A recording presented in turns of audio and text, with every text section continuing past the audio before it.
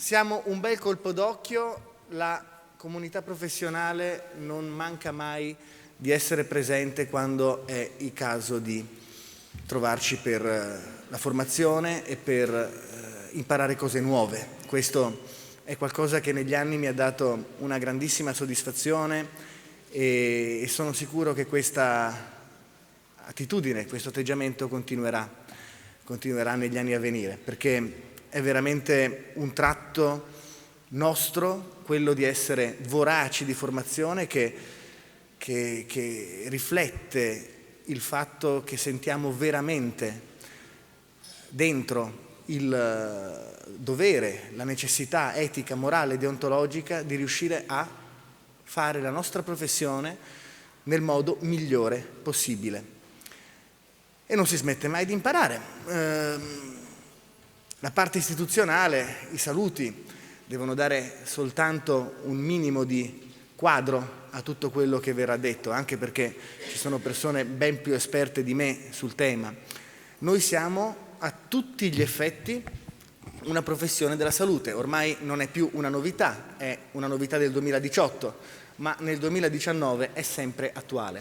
Professione della salute vuol dire una grande responsabilità per tutti noi, perché lo Stato ci affida la salute mentale delle persone, il loro benessere quotidiano e quindi andiamo a coprire tutto quello che è lo star bene psicologicamente della nostra popolazione, dal recuperare dalla patologia e da casi di grave difficoltà fino all'accrescere la salute di chi sta, utilizzando i termini comuni, già bene, giorno dopo giorno. Diventiamo professionisti a tutto tondo e quindi è fondamentale che siamo sempre sul pezzo e sempre avanti nella formazione. Il nostro compito è difficilissimo.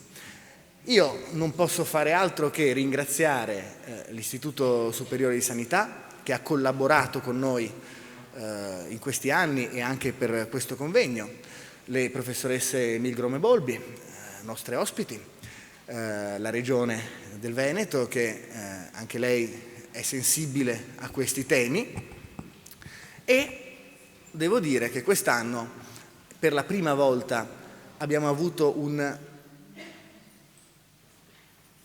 trend diverso da quello degli altri anni in cui il numero degli psicologi nel Servizio Sanitario Nazionale declinato nella Regione Veneto declinava. Quest'anno abbiamo avuto più persone, più psicologi dentro di quelli che sono andati in pensione dopo la grande entrata dei primi anni 90.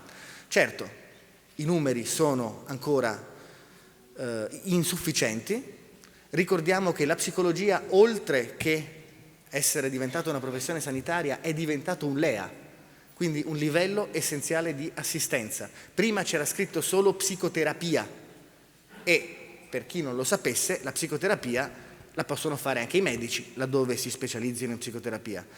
Dall'ultimo nomenclatore dei LEA c'è scritto prestazioni psicologiche, per cui una persona che vada nel servizio pubblico e pretenda un supporto psicologico deve essere accontentata perché il Ministero della Salute ha dichiarato nero su bianco che è un livello che lo Stato deve garantire. Per cui per dare i LEA, per dare le prestazioni psicologiche che sono livelli essenziali di assistenza alla popolazione del Veneto siamo ancora troppo pochi. Però per la prima volta dopo molti anni siamo un po' di più di quelli che eravamo l'anno prima.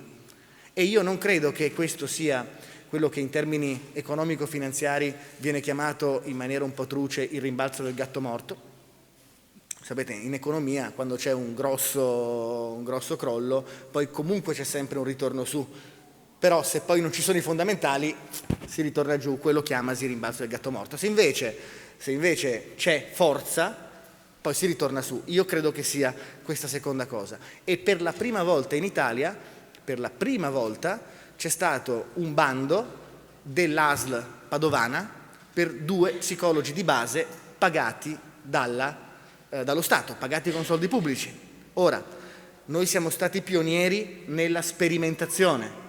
Adesso abbiamo la prima esperienza di psicologia di base finanziata dal pubblico nel momento in cui riusciamo a distribuire psicologi che danno prestazioni pubbliche sul territorio, allora facciamo un passo avanti per portare i LEA alla popolazione come è giusto. Quindi qua la Regione Veneto mi aveva portato a pensare lateralmente a questo fatto. Io sono molto fiducioso sul fatto che con ancora molto duro lavoro, oltre a quello che già si è fatto, si possa arrivare a questi risultati.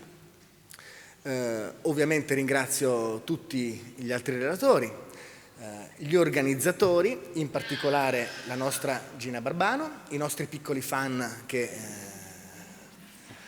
ci tengono compagnia, la nostra Gina Barbano che si è in prima persona impegnata per realizzare questo evento di ottimo successo, ma è un successo che è figlio della ricchezza del programma, e soprattutto ringrazio voi, perché se la comunità professionale che ho avuto l'onore di presiedere per questi anni, il mio mandato sta finendo, io non sono neanche ricandidabile, quindi vi saluterò da questi palchi entro la fine dell'anno e poi mi siederò insieme a voi per questi momenti conviviali, per questi momenti di studio. Non sparirò dalla circolazione, cercherò di mettermi a disposizione in altri modi, con altre funzioni, però ecco, è figlio, tutto quello che abbiamo fatto non sarebbe stato possibile se la comunità professionale non fosse stata responsiva, non fosse stata positiva, propositiva, non ci avesse aiutato, non avesse partecipato. Noi siamo forti soltanto nella misura in cui siamo uniti. L'ordine professionale è un piccolo ente pubblico, la comunità professionale è una grande comunità di migliaia di professionisti che godono della fiducia delle persone. Se siamo uniti, se continuiamo a parlarci, a discutere, a confrontarci, a crescere insieme, a promuovere insieme la psicologia, a portarla ovunque possiamo, allora saremo una professione forte come meritiamo di essere e come già stiamo diventando e in parte siamo già diventati, cosa che non era scontata per la più giovane delle professioni ordinistiche. Restando in tema di regione, il nostro presidente o governatore, al netto di chi lo apprezza e chi no dal punto di vista politico, però dice una cosa sempre molto saggia, che è discorsi brevi e soppresse lunghe, quindi chiudo questo breve indirizzo di saluto e passiamo a cose ben più interessanti che sono le relazioni della giornata. Grazie e buon lavoro. Grazie.